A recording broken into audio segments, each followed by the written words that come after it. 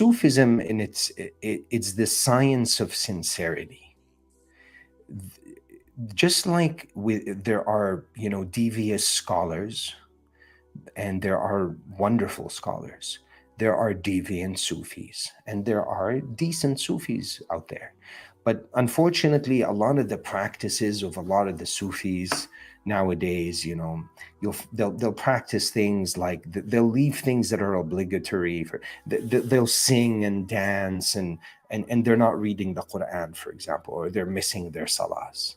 They don't really get it, because the worst thing out there, like Sheikh Hamza says the worst thing is an ignorant Sufi. He can easily be led astray by the shaitan.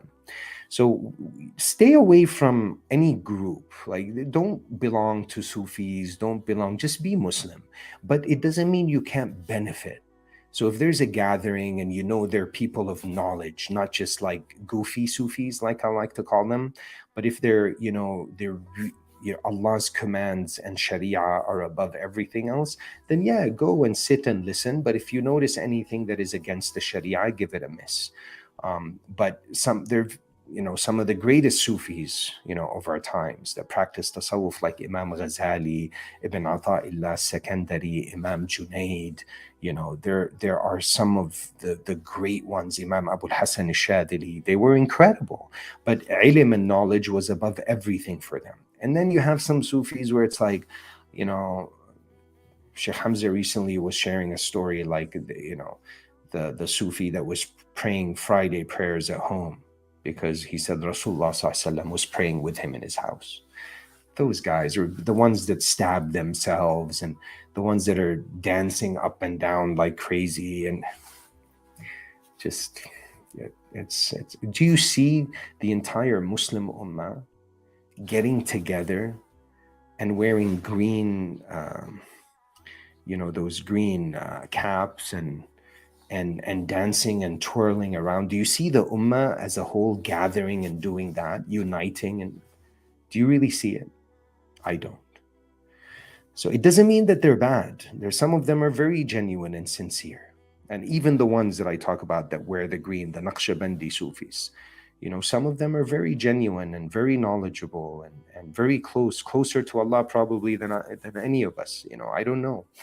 But I think Allah is preparing something with this new generation that's going to be all about Quran and Sunnah. Are they a sect? No, Sufis are not a sect. A sect is, to be part of a sect, you have to claim that unless people follow your group, they are astray. That's the definition of a sect. But these are different movements. Like tasawwuf, the act of purifying the nafs, it's part of our deen. قَدْ أَفْلَحَ مَنْ زَكَّاهَا. So it's just they put together methodologies for purifying the nafs, because it's hard to operate on yourself. So it's good to have company, a righteous company, and people too. But to find a proper Sufi sheikh in these days, I can tell you the majority of them are wonky, and they have deviant agendas, and I would give them a miss, the majority. So unless you're really lucky, and it doesn't mean that there aren't some that are genuine, but I believe there are few, based on my experience and going around. So it doesn't mean they don't exist, but just be very careful. If you meet a sheikh and you're very attracted towards that sheikh and whatnot, just learn your deen.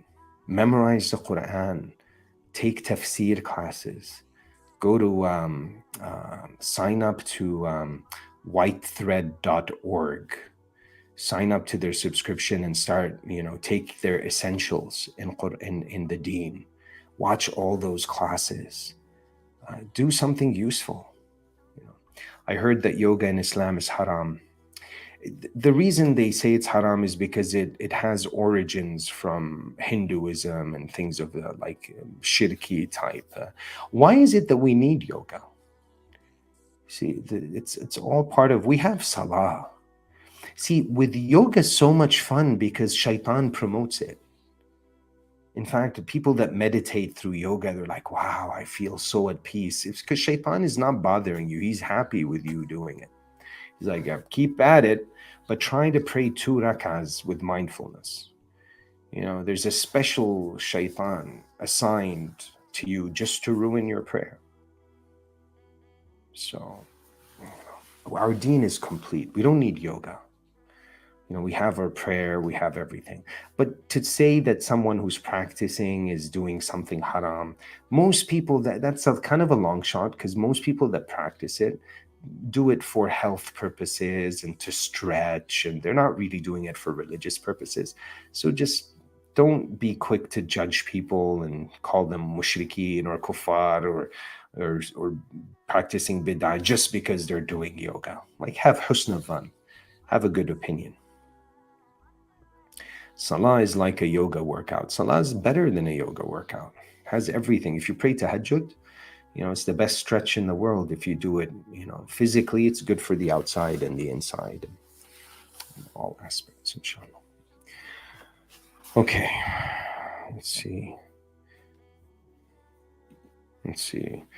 Vijay, but if I eat because I am hungry and after I'm not hungry no more, and I am thankful to Allah for giving me food, am I not also fulfilling God's command by being thankful? Absolutely, yeah.